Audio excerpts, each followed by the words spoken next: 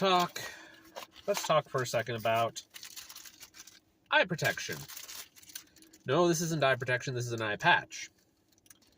So last weekend, I went out deer hunting on a buddy's property, and we were clearing brush, and a stick whacked me in the eye.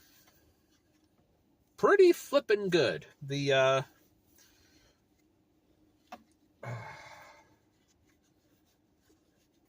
Ow. I'm gonna hurt myself putting on this eye patch.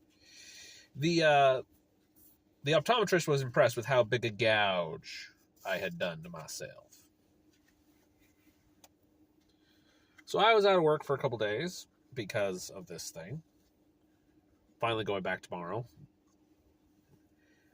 And I was in incredible amounts of pain.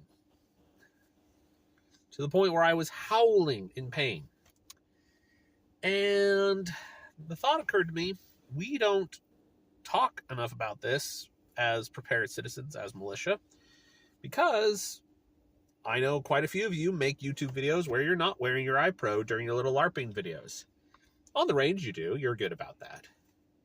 But not always in your LARPing videos. Just a cornea scratch.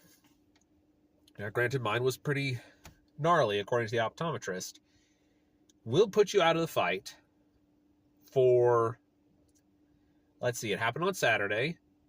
I was dead weight. If I was in a combat team or some guerrilla force, I would have been literal dead weight for Saturday, Sunday, Monday. It's Tuesday. I would finally start being useful on Tuesday. Almost 4 whole days because of this thing.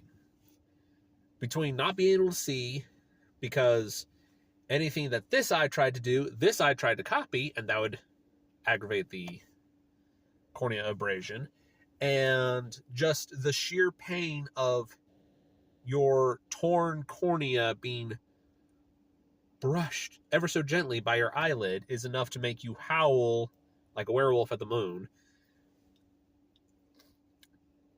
We need to start making sure that we carry eye pro in our kits.